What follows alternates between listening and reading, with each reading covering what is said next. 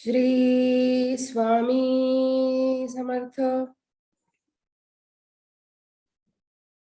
चरण पादुका 130.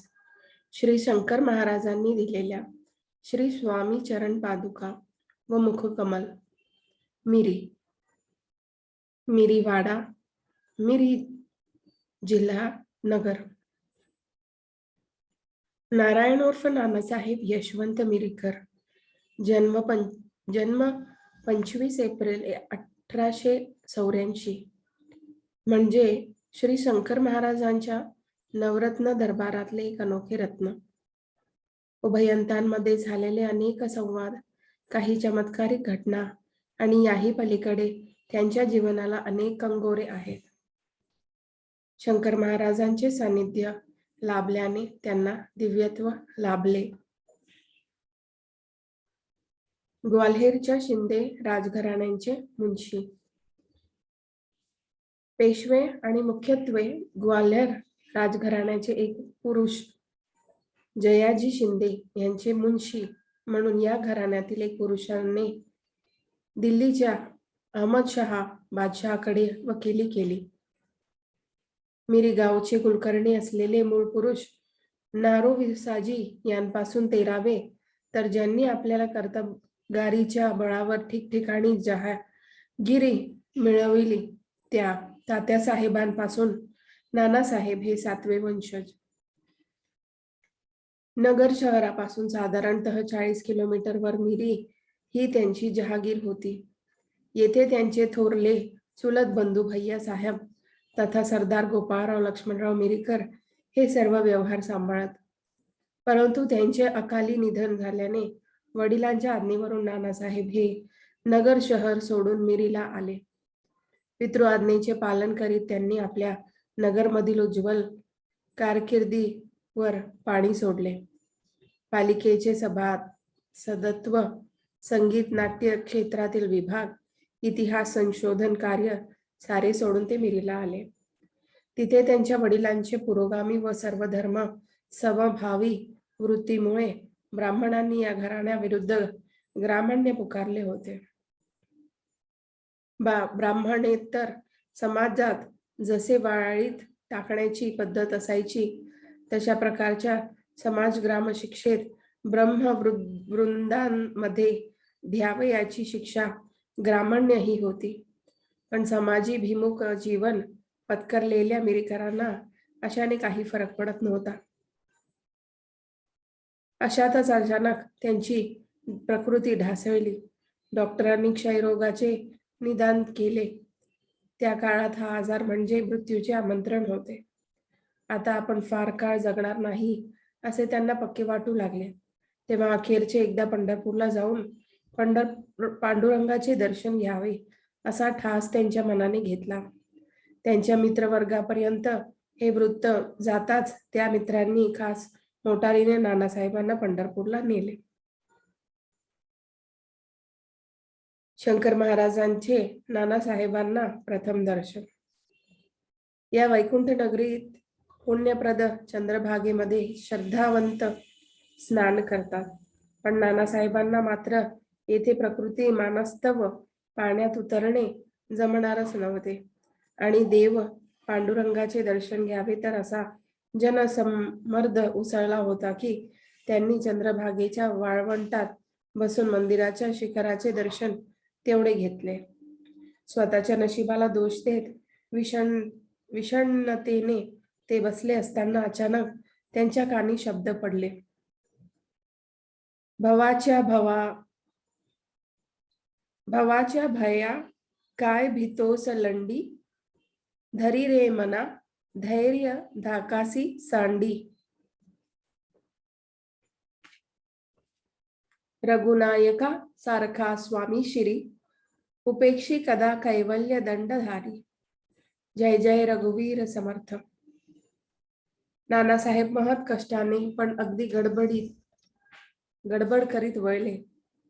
एक वेडसळ दिसणारा, वाकड्या तिकड्या अंगाचा वाटणारा असा एक मनुष्य चेहऱ्यावर बावळटाचा भाव आणून उभा होता. याच्या तोंडून ब्रह्मज्ञान ऐकावे अशी कोण अपेक्षा धरेल.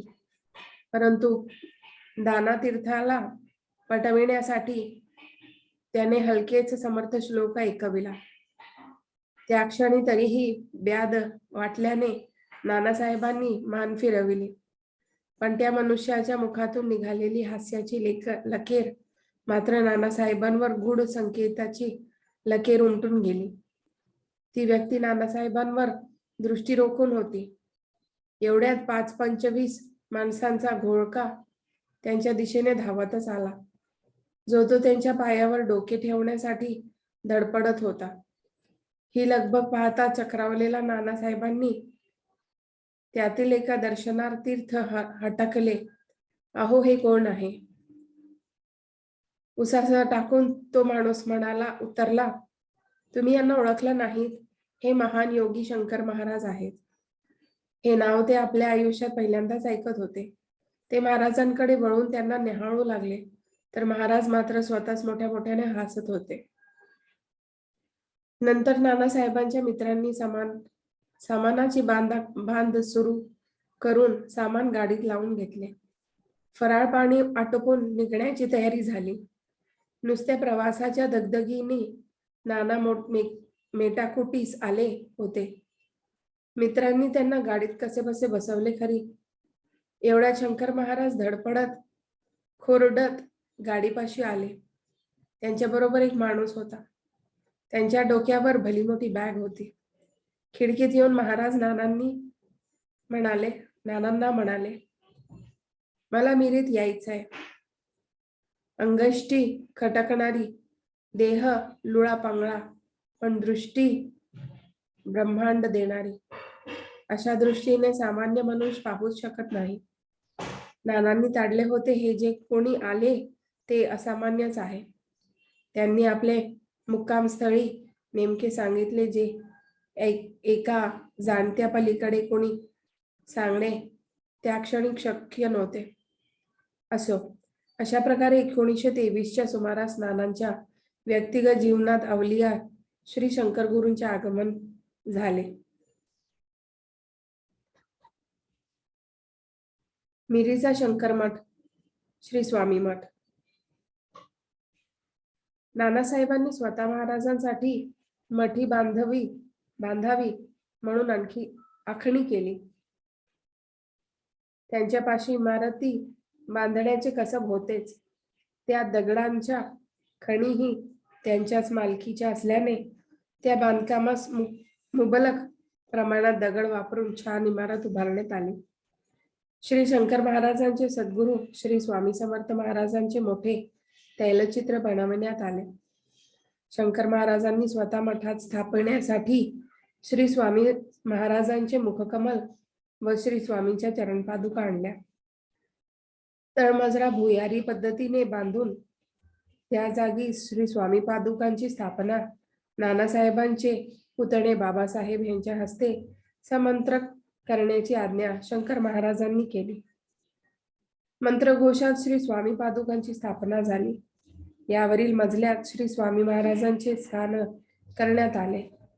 पूर्वाभिमुख कमान मिहिरपीत श्री दत्तात्रेयांची सुंदर मूर्ती स्थापण्यात आली.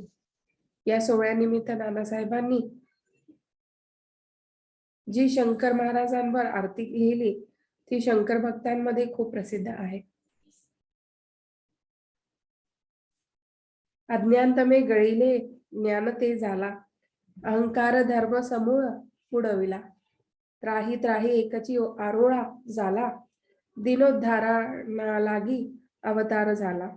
जय देव सद्गुरु दातारा, श्री दत्त अवतारा. तारक तू आम्हासी, तारक तू सकलांसी, शंकर दातारा, जय देव जय देव. पुराण पुरुषा सकळ धर्म आचार्य, सुरवर मुनी जन सर्व एकीची गुरुवर्या. पांडुरंग आदिनाथा गुरु दत्तोत्रया, आधार नामे नटला चालवी निज कार्या. जय देव जय देव. त्रिविधा गुणकर्मांचे सूत्र तव अधीन, तिही लोकांवर सत्ता तव पूर्ण. शरणांगत कैवारी भय भव भय संहारण. नारायण नित्या दाखवी तव चरण, जय देव जय देव. अशा प्रकारे त्या काळी श्री शंकर महाराजांचे मिरी हे एक स्थान स्थापित झाले. ते संचारेश्वर असल्याने कुठेतरी निघून जात व कधीतरी अचानक समोर येऊन उभे राहत.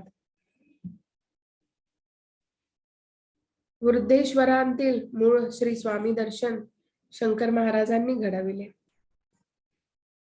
असेच एकदा ते आपल्या 50 भक्तगणांना जमवून मे महिन्यामध्ये वृद्धेश्वर मध्ये दाखल झाले.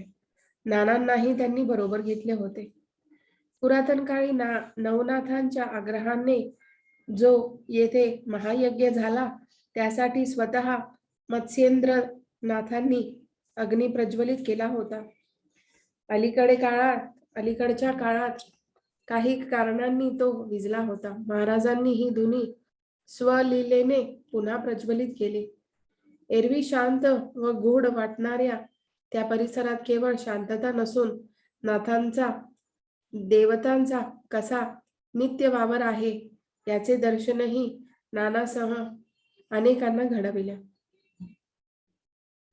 उत्तर रात्र झाली होती. सारे पेंगू लागले. वृद्धेश्वराच्या मंदिराबाहेर उजवीकडच्या ओवऱ्यात जाऊन एक शंकर भक्त निद्राधीन झाले. पहाटेचे 4 वाजले तेव्हा महाराज, नाना व दत्तू मामा सुमंत असे तिघे जागे होते.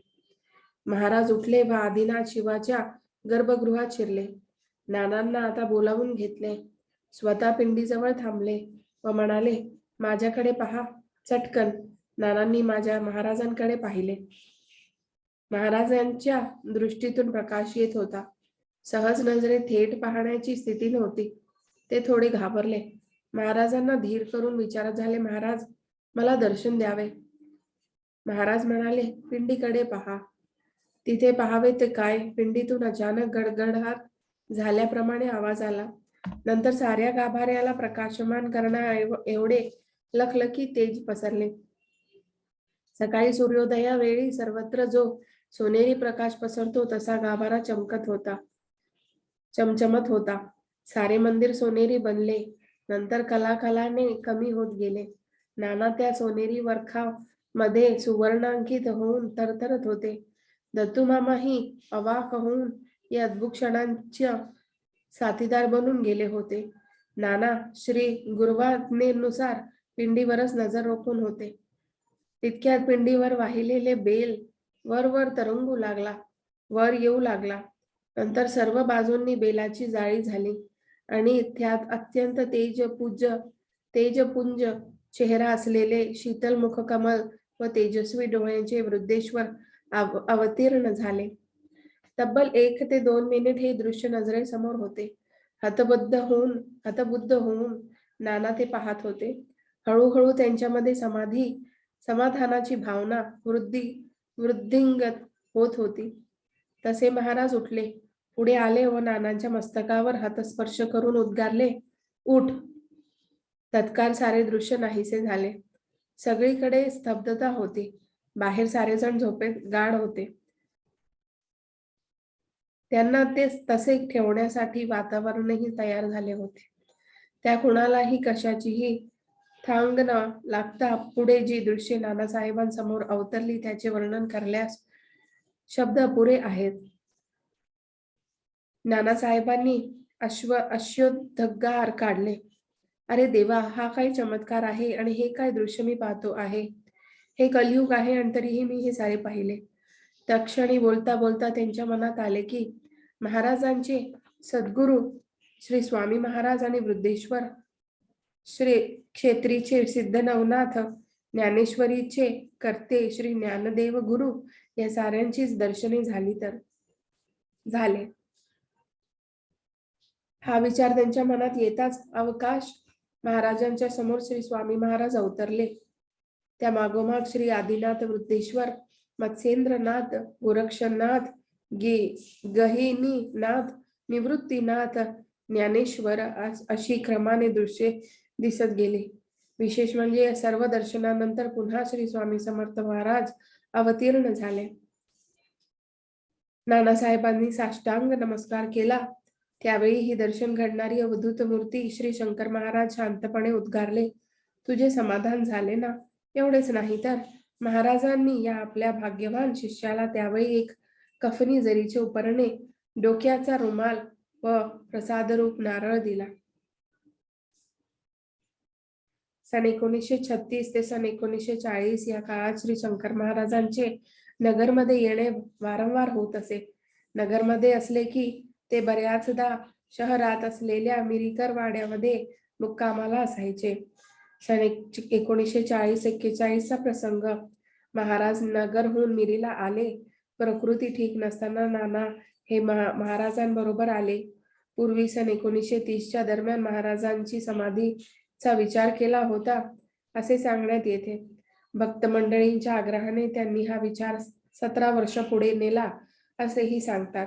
या चर्चेची कल्पना असल्याने नानासाहेब म्हणाले की महाराज आपण समाधी घ्याल तेव्हा ती मिरी येथेच घ्यावी.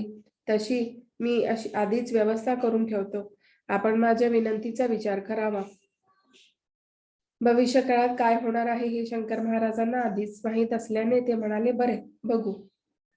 खरे तर शंकर महाराज हे स्वामी समर्थ महाराजांची आज्ञेत वर्तत असल्याने त्यांना कोणत्याही महत्वपूर्ण कारणावेळी श्रींची विचारविमर्श, जगतहिताचाच विचार, भविष्यातील योजनांची आखणी आणि परमोच्च निर्गुण निराकार सत्य शक्तीची आज्ञा वागविणे हा नियम आलाच. मिरीच्या मठात त्यांनी रात्रभर मुक्काम केला. श्री स्वामी महाराजांचे श्री शंकर महाराजांवर अत्यंत प्रेम, पण घटना पूर्वनियोजित असेल तर त्याला स्वामी महाराज अपवाद करत नाही. त्यांनी एकदा सांगितले की ब्रह्मवाक्यच. श्री शंकर महाराजांनी श्री स्वामी महाराजांकडे रात्रीच्या वेळी निवेदन केले. श्री स्वामी महाराज हे सर्वसामान्य जीवांच्या दृष्टी आड असले तरी त्यांच्या प्रिय लेकरांच्या नजरेत सदा न कदा असतात. नानांवरील प्रेमातून शंकर महाराज हे श्री स्वामी महाराजांकडे मिरीत समाधी घेण्याची आज्ञा मागत होते. महाराजांनी मुळीच मान्यता दिली नाही. तेव्हा चर्चेवेळी मोठे वाक्ययुद्ध झाले. शंकर महाराजांकरिता पुण्यनगरी हे केंद्र श्री स्वामी महाराजांनी निश्चित केले होते. तेथून फार मोठा कार्यही अभिप्रेत होते व आज सारे जग त्यांचा अनुभव घेतच आहे. मिरी गाव हे एकतर अगदीच एकीकडे, एकतर स्थान दुर्लक्षित झाले असते. त्यामुळे कदाचित कार्यहानी झाली असती. कानिफनाथ स्थान कान्होबा पीराजवळ जर श्री स्वामी महाराजांचे मठस्थान असते, शंकर महाराजांची समाधी झाली असती तर हे क्षेत्र बनले असते. पण मठ व पीराची वादही कदाचित उफळला असता. श्री स्वामी महाराजांनी यावर आपली भूमिका कडकपणे स्पष्ट केल्यानंतर चेहरा उतरलेल्या स्थितीत रात्रभर विनंती अर्जानी थकून जागरण करून पहाटे शंकर महाराज हे मालक श्री स्वामी महाराजांच्या मठातून बाहेर आले. तरी रात्री मठात मोठमोठ्याने बोलण्याचे आवाज येतच होते. त्यामुळे नानासाहेब व अन्य मंडळी जागीच होती. पुढे जाऊन पाहणार कोण आणि बोलणार तरी काय? मठात स्वामींचे निश्चित वास्तव्य नी त्यांचे शिष्य शंकर महाराज या दोघांमध्ये संवाद चालला होता. एकेकाळी संपूर्ण नास्तिक असणारे नाना या अनोख्या शक्तीचा अनुभव प्रत्यक्ष घेत होते. त्यांनी श्री शंकर महाराजांना विचारले, महाराज, रात्रभर आपण कोणाशी बोलत होता? याचे उत्तर काय आहे हे नानांनी अभिप्रेत होत असले तरी ते महाराजांनी स्पष्ट केल्याने खात्री होणार होती. श्री स्वामीरायांनी शंकर महाराजांची मिरीतील समाधी रोखली. शंकर महाराज दीर्घ उसासा टाकून स्फुट उद्गारले, अरे रात्रभर त्या अक्कलकोटच्या म्हाताऱ्याशी भांडत होतो. मी इथे समाधी घेणार म्हणून हटून बसलो होतो, पण तो म्हातारा काही केला ऐकला नाही. रात्रभर त्यांना विनविले, ओरडून सांगितले, सारे प्रयत्न केले, पण म्हातारा स्पष्ट शब्दात सांगत राहिला, तुझे येथे काही नाही, तुझ्या समाधीची जागा येथे नाही, तू या ठिकाणी समाधी घेऊ नकोस. सबब हा आपला हट्ट ताबडतोब सोडून दे. तू ठरवून काही होणार नाही. काय करायचे आणि का करायचे हा आम्ही ठरवलेला विषय आहे. तुला त्यात निमूट बसायचे आहे. तुला कोणताही हट्ट येथे चालणार नाही. तू तो सोडून द्या हे बरे. आता याला माझा नाईलाज आहे. त्याची अभाग्या कोण करेल? महाराजांच्या पुढे कोण नाही. आता तू समजून घ्यावे नाना, तुझी इच्छा माझ्याकडून पूर्ण होणार नाही. तू सुद्धा माझी समाधी या ठिकाणी होण्याची आशा करू नकोस. नानांना फार वाईट वाटले. सेवा करण्याची संधी मिळावी हा त्यांचा भोवळा भाव होता. पण नानांचे नाजूक जीवमान, शंकर महाराजांचे उर्वरित कार्य, समाधीतून चालवायचा कार्यविस्तार आणि स्वामी आज्ञा वागवणे हे विषय होतेच ना. मनुष्य प्राप्त जीवनाचा विचार करतो. स्वामीरायांना वर्तमानाबरोबर जगाचे भविष्यही घडवायचे असते. त्यांच्या समोर सर्वांनी विनम्र राहावे हेच खरे. आणखी एक विषयाचा उलगडा येथे करणे आवश्यक आहे. शंकर महाराजांनी या मठासाठी जो श्री स्वामी महाराजांचा मुखवटा आणला त्यावेळी पूर्वी एक मोठा प्रसंग घडला होता. महाराज इतस्ततः फिरत असत. त्यांच्या त्या अष्टवक्र देहा यष्टीकडे पाहून व वरकरणी दिसणाऱ्या परावलंबित्वाकडे पाहून नानांना वाटले की महाराजांनी कायमस्वरूपी मिरीत राहावे, म्हणून त्यांची मठी बनविली. तर महाराजांनी तिथे श्री स्वामी सद्गुरूंचे स्थान बनविण्याचा आग्रह धरला. श्री स्वामींकडे निवेदन केले. पण पुढच्या साऱ्या घटनांचे जाणते आणि करते करविते श्री स्वामी महाराज असल्याने त्यांनी याला कडाडून विरोध केला होता. ही पार्श्वभूमी असल्याने शंकर महाराजांनी कल्पना होती की श्री स्वामी महाराज हे मिरीमध्ये समाधी घेऊ देणार नाही. म्हणून ते नानांना म्हणत, नाही, माझ्या समाधीचा विषय सोडून काही बोल. शंकर महाराज मिरी आले की कधी मठात तर कधी बंगल्यातील स्टोअर रूम मध्ये झोपत. एकदा महाराज सकाळीच उठून घरात आले. त्यांचे डोळे जागरण झाल्याप्रमाणे व लहान मुलांचे रडून होतास तसे लालबुंद झाले होते. लक्ष्मीबाईंनी हे पाहिले. त्यांनी झटकन विचारले, महाराज काय झाले? आपले डोळे इतके लालबुंद कसे? महाराज म्हणाले, वहिनी, काल रात्रभर त्या अक्कलकोटच्या म्हाताऱ्याशी भांडत होतो. तो येथे येणार नाही असे म्हणत होता. शेवटी तो इथे येण्यास तयार झाला आहे. लक्ष्मीबाईंना सुरुवातीला काही कळेना. त्यामुळे अक्कलकोटचे महाराज म्हणजे सुमंत घराण्यातील असल्याने त्यांच्या मागल्या पिढीने श्री स्वामी महाराजांचे अनुभव घेतले तर होते व त्यांच्या निस्पृह वर्तनाने त्यांना एकूणही माहिती होती. आता महाराज येतील तर ते कसे येतील? लवकरच त्यांना या प्रश्नाचे उत्तर मिळाले. शंकर महाराज हे श्री स्वामी गुरूंचे रौप्य धातूतील सुंदर मुखकमल घेऊन आले. स्वतःच्या पितळी पादुका दिल्या. लक्ष्मीबाईंसाठी चांदीच्या छोट्या पादुका आणल्या, ज्या त्या घरच्या देवघरात आहेत. श्री स्वामी महाराज येथील मठात येऊ पाहत नव्हते, कारण येथे खाजगी वाड्यात सार्वजनिक स्वरूपाचे कार्य होऊ शकले नसते. जगतपालक श्री स्वामीराज गुरु त्यांच्या अपरंपार करणीला तुम्ही आम्ही काय जाणावे? जिथे शंकर महाराज त्यांची आज्ञा वागविता तिथे इतरांचे काय? आयुष्याची अखेर. सन 1941 ला नानेसाहेबांची प्रकृती अचानक बिघडली, इतकी की नियंत्रणात येईना. मागच्या आजारपणापेक्षा परिस्थिती आणखीच वेगळी होती. अशक्तपणापणे हालचाल मंदावली.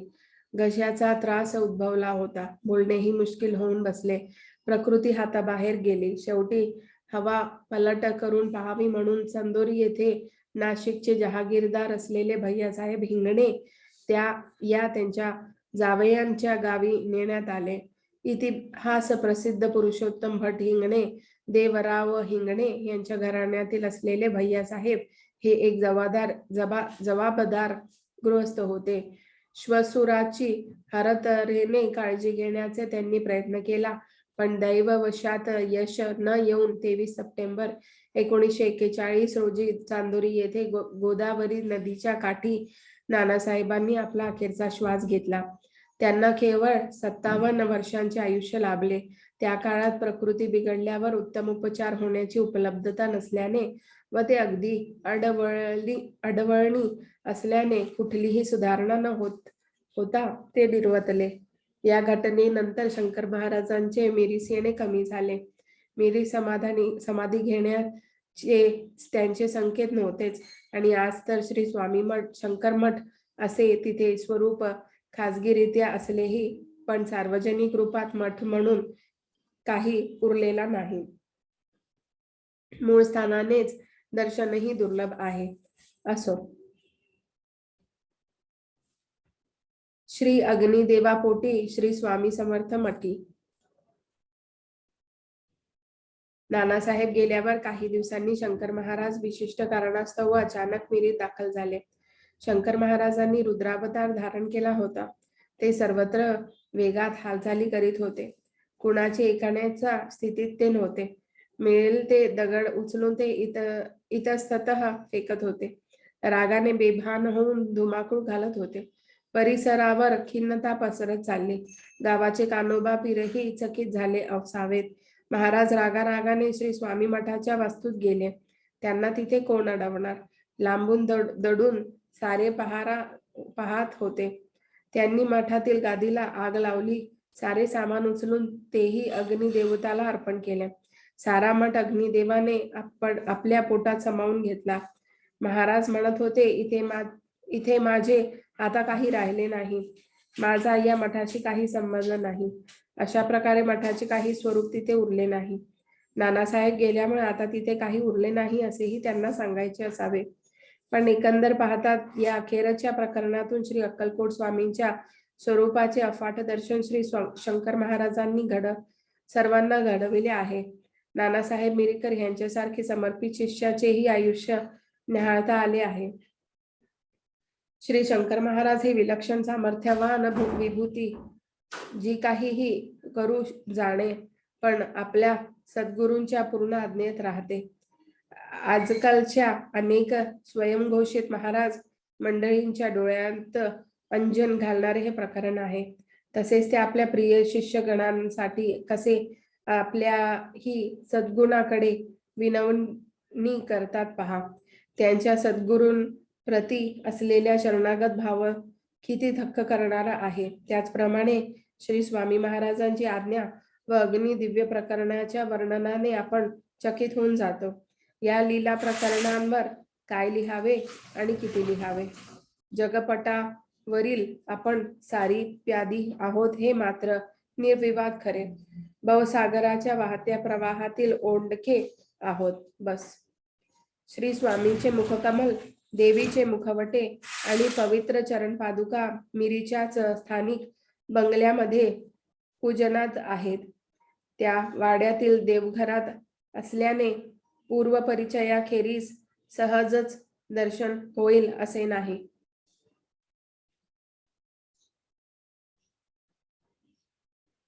श्री स्वामी समर्थ.